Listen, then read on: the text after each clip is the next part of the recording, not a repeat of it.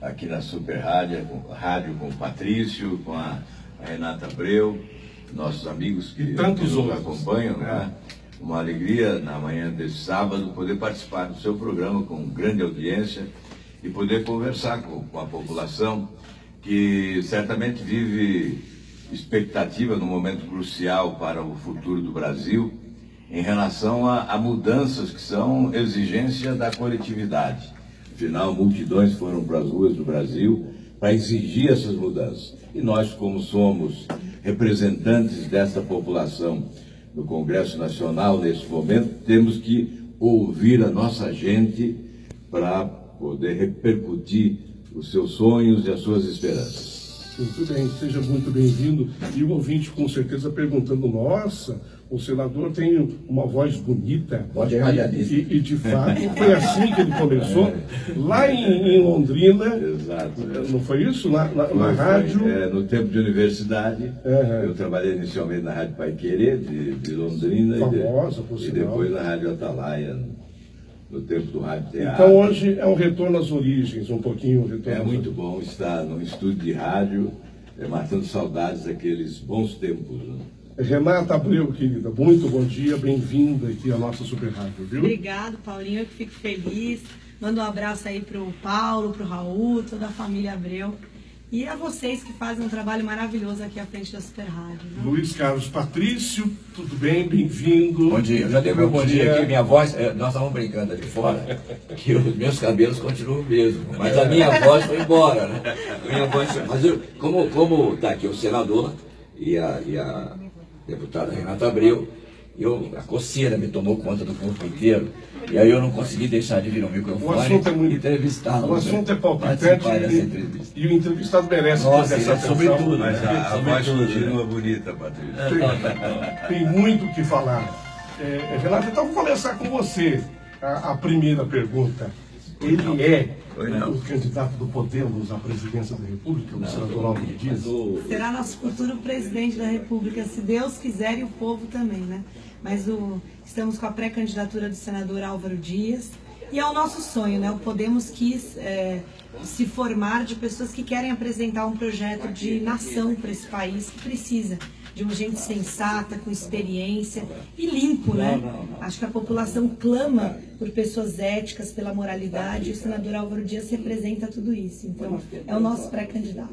Olha, o senador, às vezes as pessoas cobram, olha, um presidente da República tem que passar por todas as etapas da vida de um político. Tem que ter sido vereador, tem que ter sido prefeito, tem que ter sido governador, tem que ter sido deputado, tem que ter sido senador. O senhor passou por muitas dessas etapas. Por todos os degraus. Eu acho isso fundamental. E a população demonstra consciência e lucidez quando revela, através da pesquisa do Datafolha, recentemente, né, que a exigência maior é a experiência administrativa e passado limpo. As pessoas não estão querendo apostar no improvável, na aventura, aqueles que se apresentam como salvadores da pátria, como os aventureiros da última hora. Não é essa a aposta hoje da população. A população está consciente de que os problemas são quase que intransponíveis. O Brasil mergulhou num oceano de dificuldades. Então é preciso muita experiência administrativa e passado limpo. Esta é a exigência da população. Eu realmente comecei como vereador aos 22 anos. Renato, eu brinco às vezes quando diz, nossa, mas dá muito tempo. Eu digo, mas eu comecei de calça curta.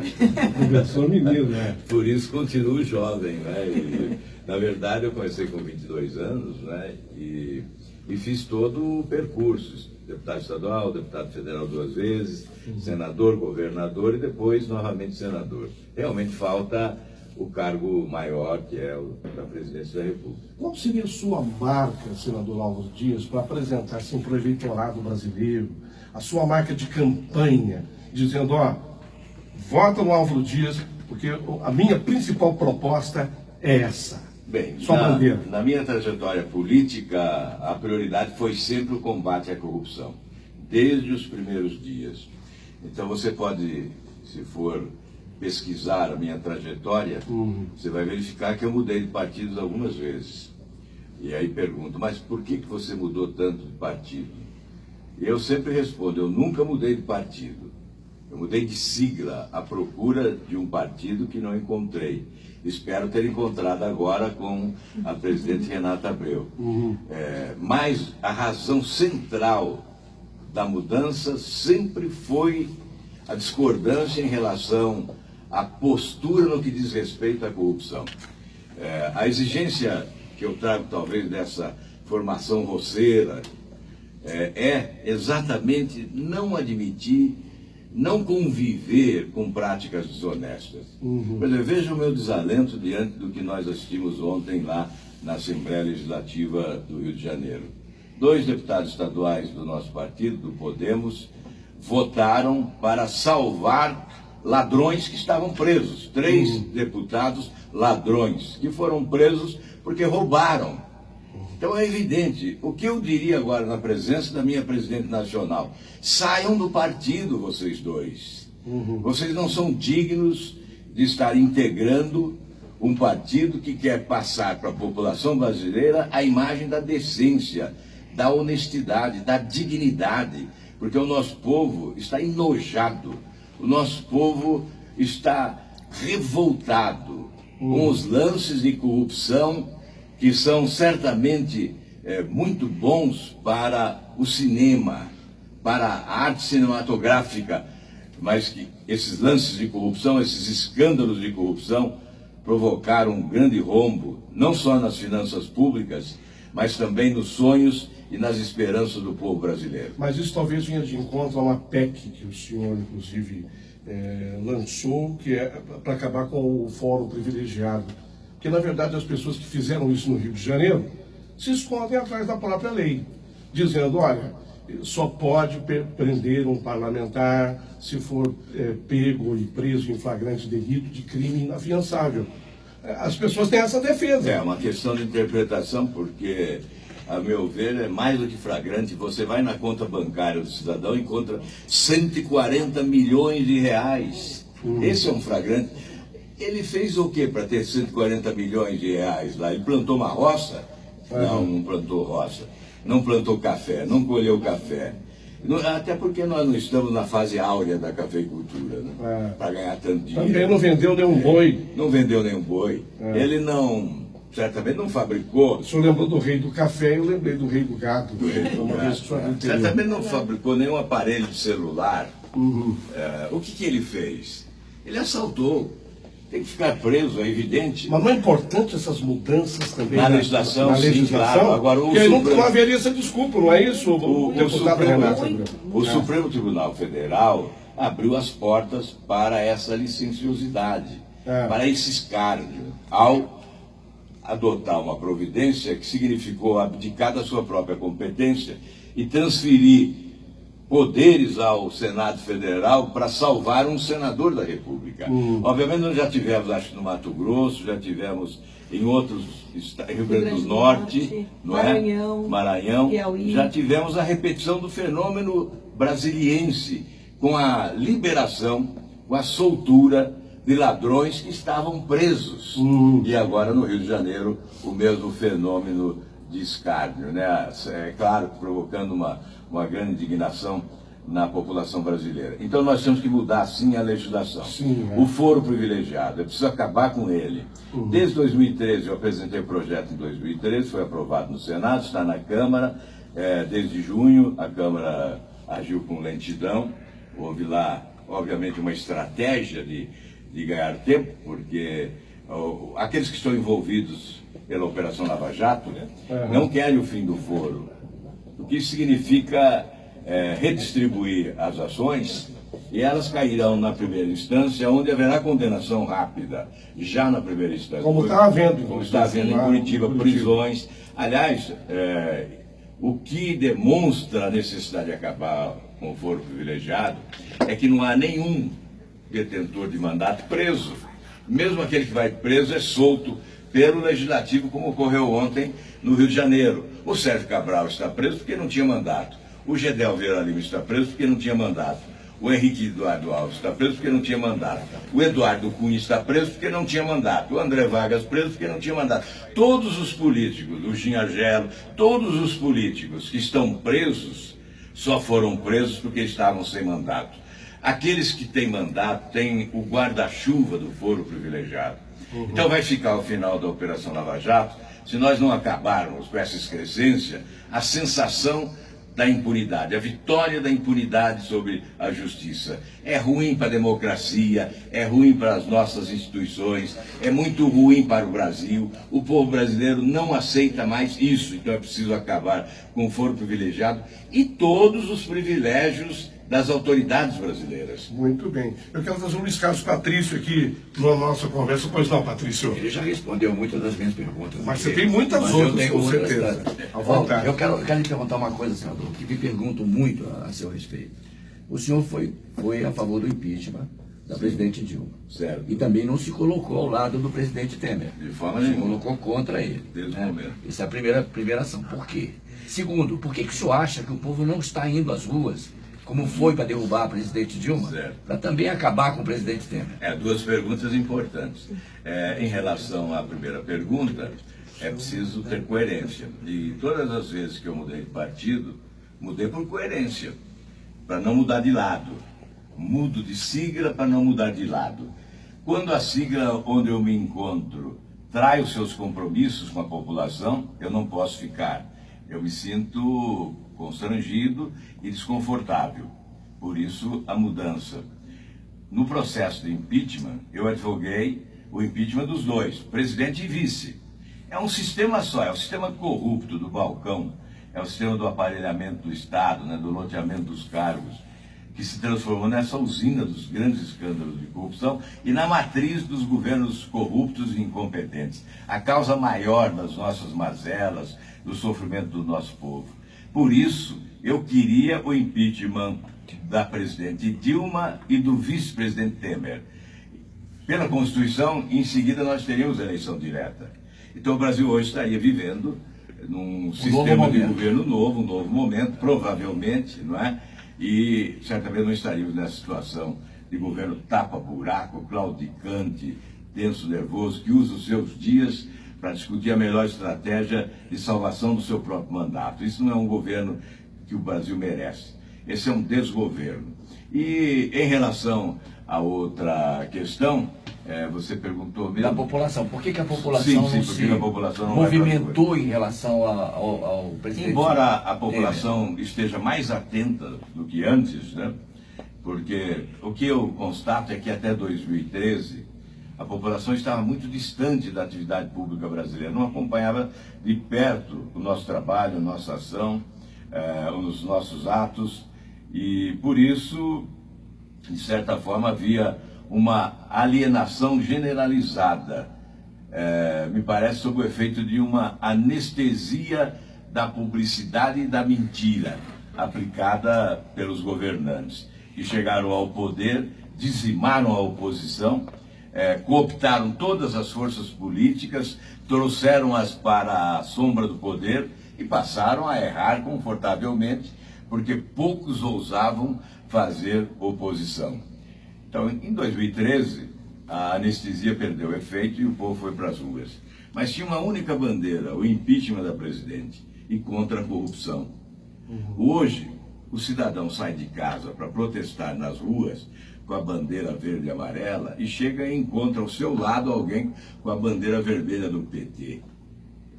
E aí ele diz, esse não é meu lugar, e volta para casa. Então, essa miscelânea, todos se tornaram oposição no país, inibe esse processo de campanha nas ruas. Mas certamente... Eu entendo a sua explicação, talvez, para passar para o nosso ouvinte, para que ele possa captar, é uma confusão. A confusão se diz o seguinte, se eu saio às ruas, significa que eu esteja contra o Temer, mas a favor do PT. Exatamente, esse é o medo. E as pessoas têm medo disso. Inclusive a nossa atuação é complexa. Eu conversei com a Renata várias vezes sobre isso, tinha dificuldade de me posicionar, com receio de ser agressivo com o Temer e confundirem com apoio ao PT. Longe de mim, show PT. O PT já foi. O PT já perdeu a sua chance, perdeu a sua oportunidade, decepcionou o Brasil, frustrou o povo brasileiro. Nós não queremos proximidade com o PT. Aliás, eu não quis proximidade com o PMDB quando se discutiu o impeachment, por isso saí do PSDB. Quando o PSDB se abraçou ao Eduardo Cunha, e se abraçou ao Renan Calheiros, e se abraçou ao Romero Jucá, e se abraçou ao presidente Temer, se abraçou ao PMDB inteiro, eu disse também tchau PSDB, porque não posso conviver. Então, eles do lado de cá e nós do lado de cá. Eles do lado lá do balcão e nós do lado de cá do balcão. Então, senador, por isso essa confusão toda. Por esse caminho aí, nós sabemos, conhecemos a sua opinião a respeito dos partidos políticos no Brasil. O nosso ouvinte não. Eu gostaria que o senhor colocasse a sua opinião hoje sobre os partidos políticos do Brasil. Eu vi várias entrevistas suas falando a respeito sobre isso. Os partidos, partidos como eu disse, não são partidos, são siglas, né? Comandadas de cima para baixo, cartorialmente, portanto, comandadas de cima para baixo, com alguns detentores do poder que esmagam os militantes, com decisões impostas. Esses partidos são hoje considerados por procuradores da República, lavanderia de dinheiro sujo ou organizações criminosas. O Modesto Carvalhosa, grande jurista, ingressou com uma ação pedindo a extinção de 9 dos partidos brasileiros. Então, houve a deterioração completa, absoluta do quadro partidário brasileiro. Por isso que ninguém questiona a mudança que nós fizemos. Eu nunca fui questionado, eu nunca fui criticado, Renato, por ter mudado e ter ido aos braços do Podemos, porque exatamente a população concorda. Como é possível conviver com esse quadro partidário? Ele está destruído pela imoralidade, ele está destruído popularmente pela decepção que produziu. Fabricou uma enorme frustração e nós não temos partidos políticos no Brasil. Será que é por isso? Vamos perguntar para a presidente do Podemos aqui, a deputada Renata. É por isso que o Podemos está crescendo muito no Brasil inteiro. Você está conseguindo vários deputados, senadores, como o porte, do senador Álvaro Dias. E é isso que está fazendo o Podemos realmente crescer hoje no Brasil? Olha, Patrícia, acho que o Podemos hoje é comandado por uma jovem e mulher, né? Isso então, já é. A gente tem esse olhar humano, esse olhar cuidadoso, e o projeto nosso foram 2 anos de estudo, entendendo o que é essa nova sociedade, que é uma sociedade que vive uma nova era na história da humanidade, que é a era da tecnologia, e que cria uma ruptura social. Então você tem uma crise de representatividade no mundo inteiro muito preocupante, que pode levar a governos totalitários que a gente combateu tanto na luta pela redemocratização do Brasil. Então, o Podemos veio com esse sonho de ser um modelo de transição para o que a gente acredita ser a democracia do futuro, que é uma democracia representativa, mas com mais práticas de democracia direta. E esse projeto, obviamente, tem atraído muitas pessoas. O PTN, na sua origem, elegeu 4 deputados. Hoje o Podemos tem 18 deputados federais, 3 senadores da República. A maioria dos nossos deputados são de primeiro mandato, ou seja, estão vindo para construir uma alternativa e um sonho que não é de formar um partido e um projeto de poder, mas um projeto de nação. A gente que nasceu nesse país sonha que os nossos filhos tenham orgulho de dizer: sou brasileiro, vivo nesse país, amo o Brasil. Então, a gente foi buscar pessoas que representassem isso. E o senador Álvaro Dias... E foi isso que motivou o senador Álvaro Dias a estar no Podemos, segundo as colocações. Eu gostaria agora de colocar, Patrício, as reformas que são tão discutidas e propaladas, e até do ponto de vista técnico, defendidas. Muita gente diz: nós precisávamos da reforma trabalhista para que se possa criar mais empregos. E muita gente concorda com isso.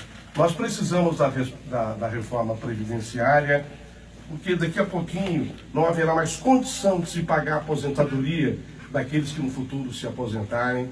Precisamos da famosa reforma fiscal, da tributária, e aí vai. Da política, da reforma política, que tem sido bastante trabalhada nesse sentido. Então eu queria colocar nesse debate a Renata Abreu e o senador Álvaro Dias, para ouvirmos as opiniões de vocês sobre as reformas, especialmente as reformas, a trabalhista E a previdenciária? Olha, é evidente que são reformas necessárias. O Brasil é uma nação à espera de reformas, mas nós não podemos inverter as prioridades. A primeira reforma é a do Estado brasileiro. Nós temos que refundar a República. Esse sistema promíscuo inviabiliza até reformas essenciais, como a trabalhista, como a da Previdência, porque as reformas devem ser realizadas para eliminar conflitos e não para aumentar conflitos. Hoje ocorre isso. O cidadão aposentado diz: como vão tomar com mão grande parte da minha aposentadoria se 400 bilhões de reais é o valor da inadimplência atual, do calote atual? E quem deu esse calote? JBS, Ike Batista, bancos públicos e privados. Mais de 400 bilhões é a dívida com a Previdência, com o sistema previdenciário no Brasil.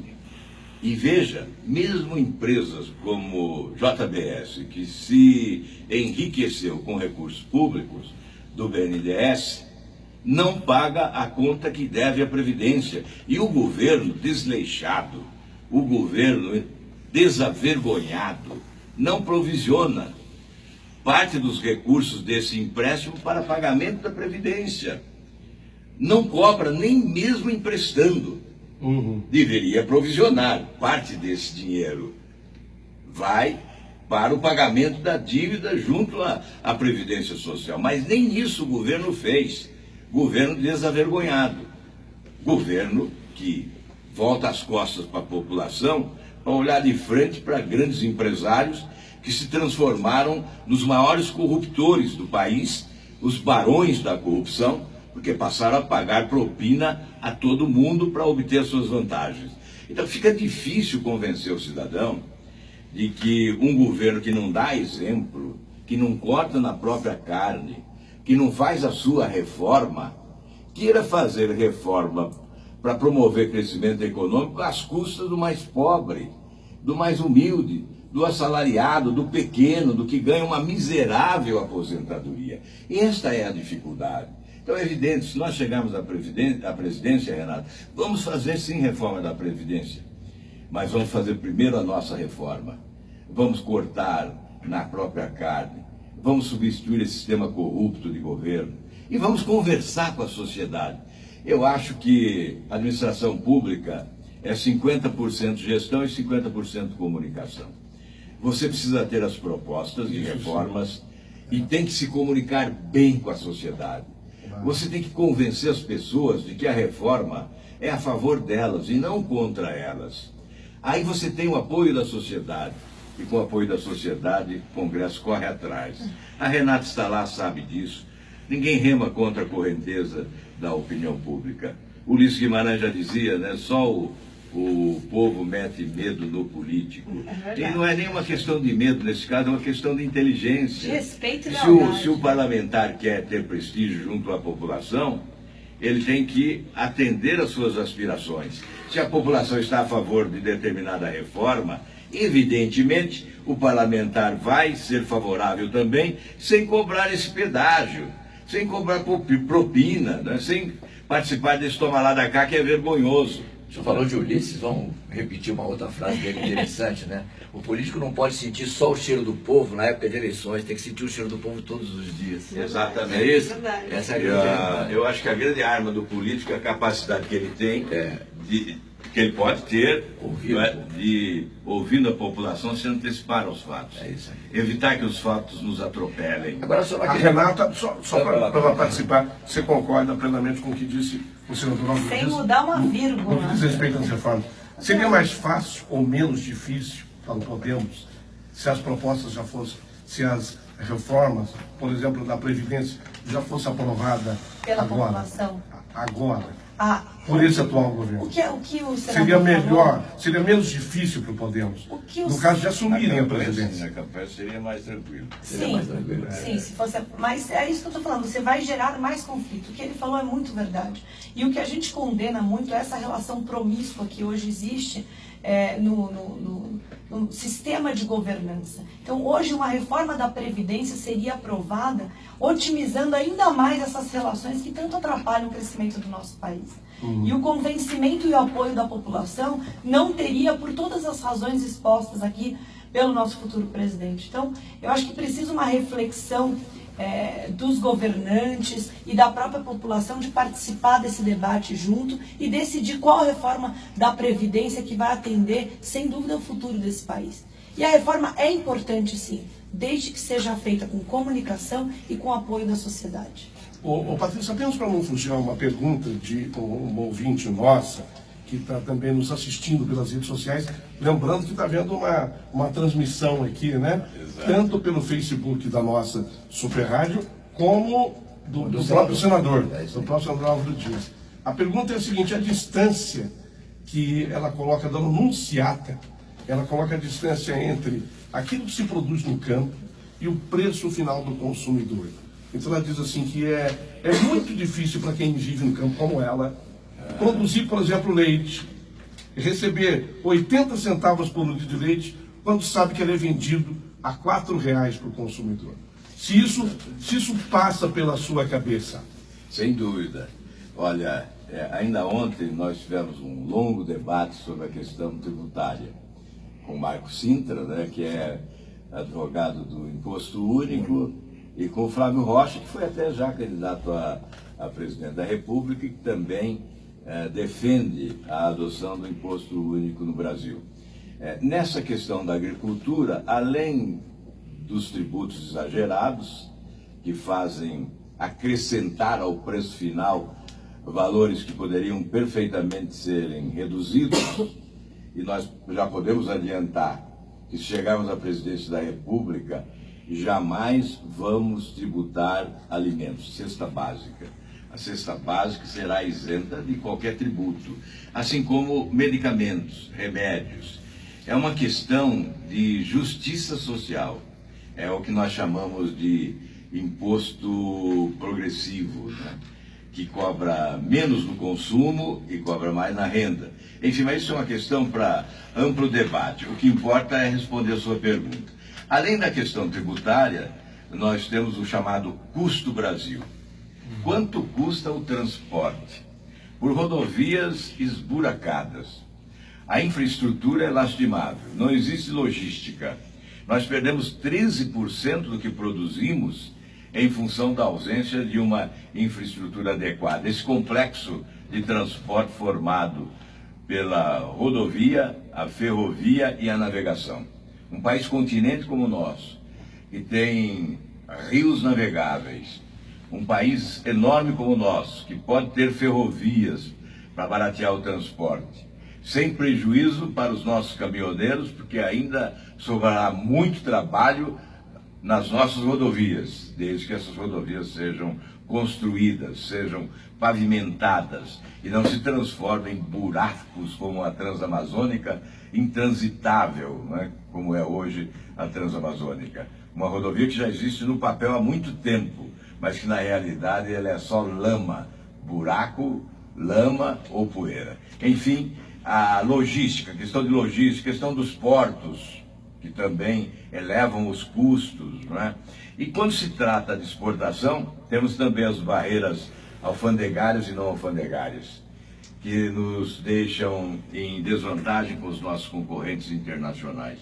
Então é preciso ter um presidente da República com credibilidade, com autoridade, com capacidade de convencimento para discutir com países do primeiro mundo uma nova relação comercial que nos coloque em igualdade de condições, já que é uma questão até de inteligência para os países mais ricos não inibirem o processo de crescimento de países emergentes como o nosso.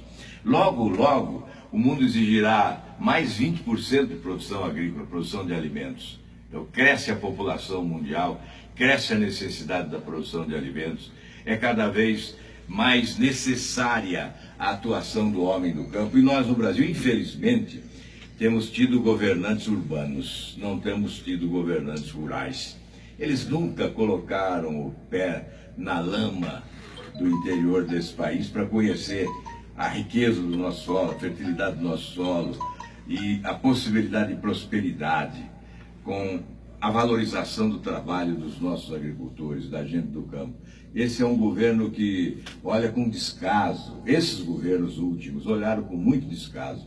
Apenas alimentaram aí o MST para invadir propriedades produtivas, promovendo o crime, a selvageria, ao invés de oferecer segurança jurídica e tranquilidade para o crescimento da produção rural. E nós podemos, inclusive, reverter esse processo migratório com a grande concentração populacional nas capitais. Se nós valorizarmos o agronegócio, o campo, a agricultura familiar, o pequeno produtor, nós vamos inverter o processo migratório. Hoje já há uma inversão, Renata. As cidades do interior crescem proporcionalmente mais do que as capitais. Então nós podemos estimular a reversão desse processo migratório, que encheu as grandes cidades. Esse retorno às origens, né? Exatamente. Um pouco esse retorno. Se nós alimentarmos o campo com políticas que possam estimular a produção e a produtividade. E nós temos mais 40% de área agricultável disponível para a produção, sem prejuízo ambiental. Você vai lá no Mato Grosso, 62% da área do Mato Grosso é preservada de forma correta ambientalmente. E o Mato Grosso se tornou o celeiro nacional, o maior exportador de produtos primários. Hoje se pode fazer isso sem obstruir você o pode crescimento separar do país, a Amazônia, né? Você pode separar a Amazônia como nosso santuário ecológico, e ainda resta 40% de área ainda não plantada no país. Muito bem. Deixa eu voltar às eleições. Fique à vontade. Nas últimas... Acho que nós não saímos delas até agora. Nas últimas eleições, nós tivemos duas siglas brigando entre elas, PSDB e PT. Né? Isso é uma coisa, uma polarização entre elas. Nessa próxima eleição, está me parecendo que existe aí uma tentativa de direita e esquerda, né? Sem uma sigla específica, mas de direita e esquerda. Né? A esquerda atacando de um jeito, a direita atacando de outro. Então, que é aquela volta aos tempos antigos, né, da política brasileira. Onde o senador vai se encaixar nisso? Como é que o senhor vê essa política de 2018 tão desenfreada hoje aí na boca de alguns possíveis candidatos? Você sabe que eu sou grande adepto da comunicação, da imprensa, do jornalismo, defensor da liberdade de imprensa, mas eu vejo assim com certa surpresa uma análise equivocada de que o povo brasileiro está aceitando essa polarização de esquerda e direita. Ao contrário, está rejeitando. Mas se você lê jornais e revistas, você só verifica o estímulo à polarização. Então, a esquerda e a direita estão ignorando esse espectro do centro, esse espaço do centro, que é o mais amplo. Teve até um jornal de São Paulo que colocou, quando o depoimento do Lula ao Moro, uma disputa entre ambos, não parecia que era ele como réu depondo a um juiz. Então isso é coisa de jornalista, né, que faz essa análise. Veja o meu cuidado aqui, eu dei uma brecada, mas infelizmente é o que está ocorrendo. Faz uma leitura equivocada. É preciso fazer a leitura correta. Então eles ficam alimentando a figura do outsider. Tem que surgir um sujeito que não é político. Aí alimentam umas figuras que nós nos consideramos assim diminuídos extraordinariamente, né? Fica porque todo mundo dentro do mesmo. Aí vem, é um novo, cesto, de fora e tal. Mas aí você faz a pesquisa, o que a pesquisa diz? Experiência administrativa e passado limpo. A pesquisa fala em passado. É preciso ter passado. O Brasil não é uma brincadeira. Não é um brinquedo para se entregar no dia de Natal ao nosso filho. O país não é isso. O país é uma nação enorme, gigante, à espera de solução para os problemas. O povo não quer rótulo, quer solução. O povo quer coesão e rumo. É isso que quer o povo. Não é esse confronto da esquerda com a direita. Isso não nos leva a nada. Mas ela não existe ou existe, senador? Existe esse confronto, estimulado por setores da imprensa. Estimulado. Mas não há na realidade da sociedade esse desejo de assistir esse confronto. Por isso, podem esperar. Não será esse confronto o vencedor das eleições. Certamente alguém caminhará por amplas avenidas ao centro para chegar até a vitória no dia da eleição. Alguém chegará lá, mas não será nem da extrema esquerda, nem da extrema direita. Imagina... Conclua. A extrema direita, é claro, com a sua natural revolta, não é? De certa forma desorganizada, mas da extrema esquerda com seus velho discurso, promovendo a luta de classes, nós contra eles, eles contra nós, né?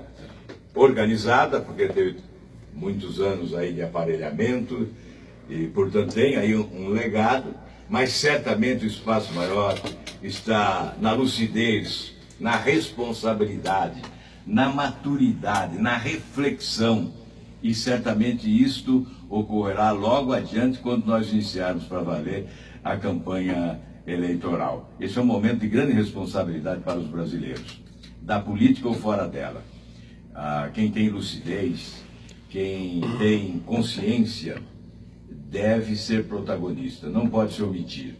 A omissão pode ser uma tragédia para o país, porque a escolha infeliz pode fazer o país sangrar ainda por muito tempo e o povo continuará sofrendo. Portanto, esse povo que é maioria e que está ao centro, não é? Esse deve agir, deve se posicionar, deve se manifestar, deve atuar agora no processo eleitoral, desde as lideranças de instituições, de entidades, de associações, até o cidadão que está deslocado em relação a essas organizações sociais.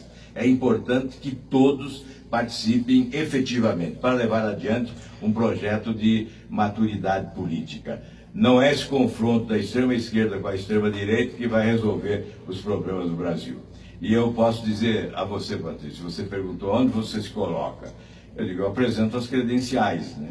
Vou discutindo os problemas, vou colocando o que penso, eu vou anunciando as providências que pretendemos adotar, e aí podem me rotular da forma que quiserem. No futebol eu não colocaria o senhor nem na meia esquerda, nem na nem na meia direita. O senhor é o meiuca. É o centroavante. É o famoso meiuca. Esperamos que o senhor consiga finalizar em gol aí, né? Pois é, né? Gol de placa. Chutando com os dois pés. Com os dois pés. Porque eu vejo esses que chutam só com o pé esquerdo, perdendo gol demais. E os que chutam só com o pé direito, atinge lá a bandeira do escanteio, né? Não chega nem na trave, não consegue atingir a trave. Então, eu tinha mais uma pergunta com os dois pés. Né? Eu tinha mais uma pergunta, mas não vou fazer porque já acabou o tempo. Se né? tem uma disciplina, se tem uma disciplina que nós radialistas aprendemos é com o tempo. É isso aí. Então eu queria, nesse instante, agradecer Aqui demais. o tempo é o senhor da razão. No rádio, com certeza. Queria muito agradecer a presença. Renata Abreu, muito obrigado. Obrigada. Deputada federal, é a presidente jovem mesmo, né, do Podemos. Oxe, quem me dera. E tenho certeza que brilhará muito. Obrigado, doravante. Obrigado pela presença. Obrigada. Eu que agradeço a oportunidade, abrir as portas aqui da rádio para que a gente apresente um pouquinho desse homem maravilhoso que é o nosso senador Álvaro Dias. Obrigado, viu, a Super Rádio, a todos vocês. Senador Álvaro Dias, muito obrigado pela Paulinho, antes de finalizar, deixa eu só mandar aqui um abraço, porque se eu não fizer isso, eu vou ficar a semana inteira recebendo telefonemas de 2 em 2 minutos, e o senador também. O Nelson Valente, o professor Nelson Valente, manda um grande abraço pro senhor. Roubou meu discurso final. E disse que se o senhor não mandasse esse abraço, que ele ia ficar me atormentando no telefone aqui. Nelson Valente é um professor, um escritor, uma pessoa inteligente e preparada, e que eu tenho a honra de ser amigo dele. Um grande abraço ao Nelson Valente, que insistiu muito para que eu viesse a Super Rádio já há um bom tempo, e hoje, felizmente, tivemos essa oportunidade. Eu quero agradecer, Paulinho, a você, ao Patrício, uma honra estar aqui, e certamente teremos outras oportunidades de conversar com o povo de São Paulo e do Brasil. Muito obrigado. A gente vai num intervalo comercial e voltamos daqui a pouquinho, né, Patrícia?